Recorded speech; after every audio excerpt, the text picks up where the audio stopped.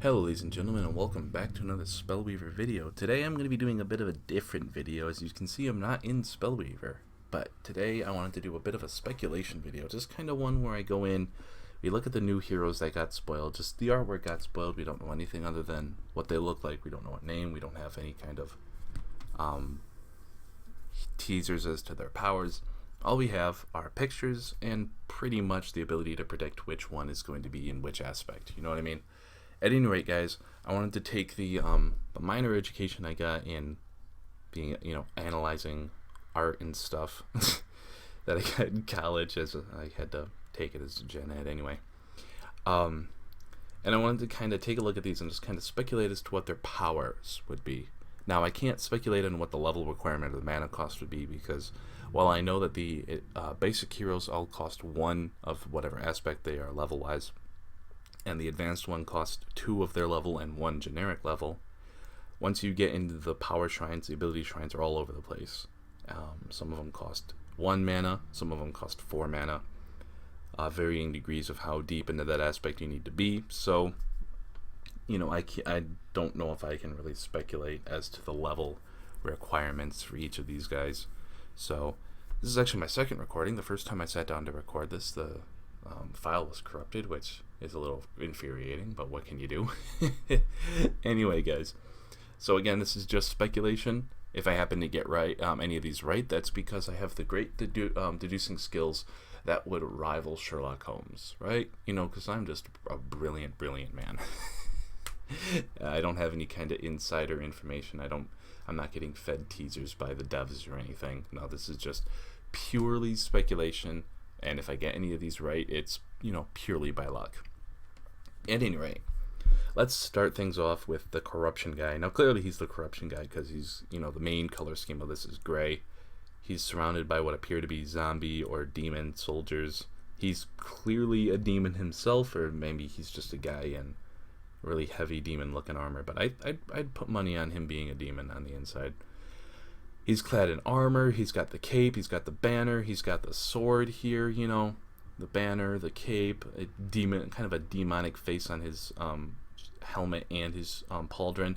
So clearly he's some kind of commander, he's some kind of general. And what do commanders and generals do on the battlefield? Well, they push their troops forward. They command the battlefield, they command the board, so to speak. So I could see him having some kind of something along the lines of like an inspiration power or an intimidation power, depending on which side of the board you're on. So he could kind of like push his troops forward by increasing their speed, or he could intimidate the enemy by decreasing the enemy's speed. Now, if he had some kind of like board-wide power, reduce the speed of all enemy creatures by 1, or increase the speed of all your creatures by 1, I prefer the decreased speed because of it would have some kind of impact on the elf deck, and at any rate, he so I could see him doing something along those lines, something that affects the entire board, something that's kind of like built for an alpha strike turn where you've got a lot of guys, and you want to maximize the effect, kind of like the basic Neva ability. Now he could do really well in kind of a swarm deck, you know what I mean, like a zombie swarm. Don't really do demon swarm because of the lack of demons in the game right now. Now, something to keep in mind about all these before I kind of dive into the other heroes, these could have abilities that kind of make us go, why the hell would they do that? Like if he had kind of like the angelic messenger ability where you looked at the top 4 cards only for demons, we'd be sitting here thinking, why the hell are they doing that? It's a terrible power. But these guys could be kind of designed to be in the game but shelved really in competitive play until the next set hits. I don't foresee that, I don't really see that happening, but it's a possibility. I don't really know when we're getting another set. I think I remember hearing something like October, November, some kind of like mid-fall, but you can't really hold in the devs to that at any rate.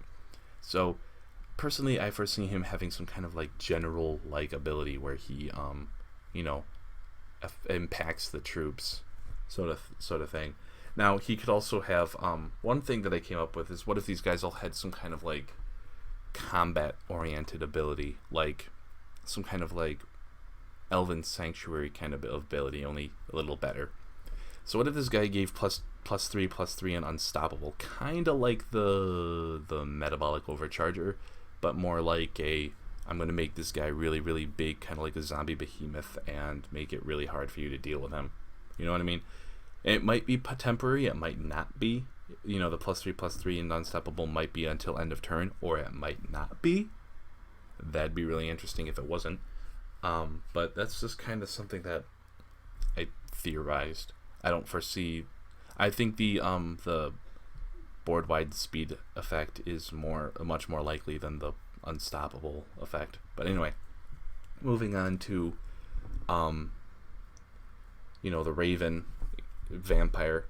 I just kind of now notice that he's got raven feathers on his cape, so maybe this is going to be a little bit more focused on the ravens in the background than the actual, hero here. I think he would have some kind of like vampirism ability because he is a vampire. Maybe at the cost of life. Maybe you get to put weakness counters on multiple creatures and then put might counters on your creatures, or give some creatures life bound or some such. The other interesting ability I thought I had for this guy was, because of the ravens, what do ravens do? Ravens have been used, especially in Tolkien fantasy, to scout the battlefield, a murder of crows. And how do you scout in Spellweaver? Well, you could either look at the top cards of your opponent's deck, or, because this is Dominion, and I mean Dominion gets to look at your opponent's deck, but I think with Dominion, what if you could look at your opponent's hand, kind of like in Mind Extortion or a Temptress of Deceit ability, and take a card, make them discard a card or whatever. Or what if you could steal a card out of your opponent's hand? You send out your ravens, they come back with a card. That'd be interesting. Like I said, originally I thought this guy was just going to be a vampire, but I mean, looking at the raven feathers on his cape, maybe he has some kind of, he's got a heart on his crotch. Okay. I just noticed he has a heart in his crotch. But anyway, I digress. So I could foresee this guy going either way. And if I were to go with the rotation of the buff up power, he'd probably give like +2/+2 life bound, something along those lines. Kind of like or maybe a +3/+3 life bound, kind of like a supercharged vampirism. Next we got, who's clearly the nature elf. He's got a waterfall in the background. He's got a pair of spears in his hand. My original thought was this guy would give like +3/+3 in ranged, because when you've got a spear, you're much more ranged than someone who's got a sword. Maybe, but because of the waterfall makes me think of Enchanted Spring, and the Enchanted Spring makes me think of the bounce effect. Maybe he focuses more on like a landslide or a tornado outbreak or a storm fairy kind of ability. You know what I mean? Maybe he is focused more on the bounce, more of the tempo play, the board control sort of thing. I think it'd be really interesting. I don't think you're gonna dethrone Basic Nieva anytime soon as the top hero, so to speak, because of her ridiculousness, in the game right now. But I could see them going with something along the lines of like a bounce or a deck effect, pay 2/3 mana or whatever, put target card at the bottom of your opponent's deck or something like that. You know what I mean? It would give a hero power that dealt with spells and artifacts. It'd be a way of taking out Silencer that can't be silenced. Something to think about. Probably not gonna happen, but you never know. Moving on, we've got the Order Angel Soldier guy. He's clearly an angel. He's got the wings. He's clearly a soldier. He's clad in armor. He's got a big sword. Now, when I first saw this guy, the thought I had was, what if he had Angelic Song as his hero power? Activate it until the start of your opponent's next turn, or until the end of your next turn. Or no, start of your opponent's. No, end of your own net. You guys get what I mean. During the next turn, your opponent can't attack. Can't even declare attacks. That'd be really interesting, wouldn't it? It would give Order some kind of splashable control, because that's one thing that Order doesn't have, is a splashable hero. Basic Alexa summons militias, advanced summons angels. You know, they're not really splashable. You can't do a whole lot in the way of multiple colors, or multiple aspects, with that, or with those heroes. So, something along the lines of, like, you know, an angelic messenger kind of deal. Or maybe he's got some kind of, like, maybe he's just got a heal ability, you know what I mean? Restore 4 health or something every 3 turns or something, you know what I mean? Just something, again, splashable, but just something very basic, very straightforward. You know, Order tends to be very just simple and straightforward. Of course, if he, to keep in step, maybe he gives +3/+3 in flying, you know. Anyway, this next one is the one I'm most interested about, because this is the one I thought lends to one of the more unique abilities. I mean, he's a big orc. He's got a big red cape. He's got a big blood-stained axe. He's in the middle of the desert, wild, or wilderness, or whatever you want to call it. And I got thinking, what if he had a cleave ability? Now, what do I mean by a cleave ability? What if he dealt 3 damage to one creature, 2 damage to another creature, and 1 damage to another creature? You know? Some kind of, like, compromise between basic Zash's original ability to deal 1 damage for 2 mana, and advanced Zash's ability where he does 3 to everything. But I mean, if this thing cost like 3 mana and 2 or maybe even 2 mana, 2 levels. Again, this is extreme speculation. That'd probably be way overpowered. But at any rate, I mean, what if he could do like 3-2-1? Because when you're swinging an axe, the first thing you hit gets hit really hard, and the second thing gets hit less hard, and then less hard and less hard. You know, what if he had some kind of like ability like that, where he could deal damage to creatures and, you know, kind of spread that damage out? I think that'd be really, really cool ability. Now, I had speculated just a little bit, because all these guys are holding weapons. What if we had some kind of like, the hero attacks or deals damage equal to some kind of power that they have, or attack damage that they have, but they take damage, kind of like with Hearthstone weapons. But I don't see that happening.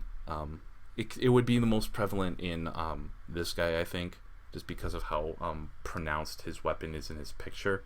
Everyone else is just kind of holding him, but his is right at the forefront. It's the kind of the focal point of the picture.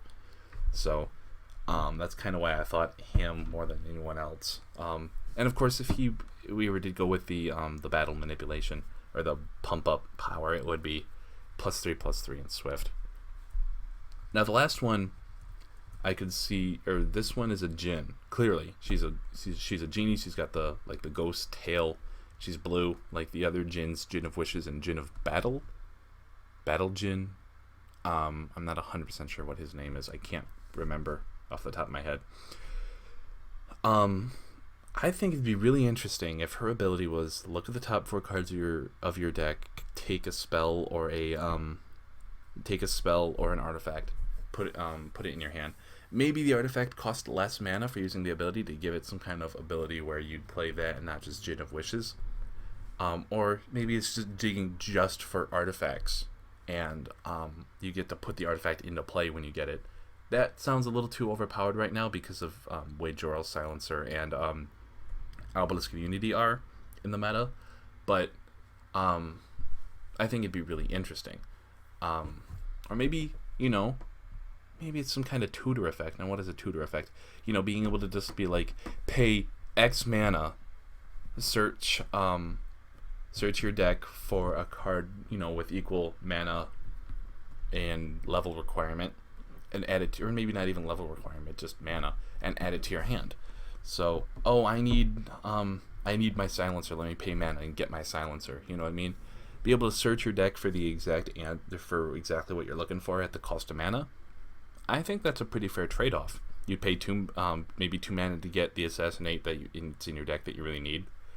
Or if it's late game, you pay a whole bunch of mana and you get out a Jor, you get your Joral's Silencer and you get to slam that on the table. You know what I mean?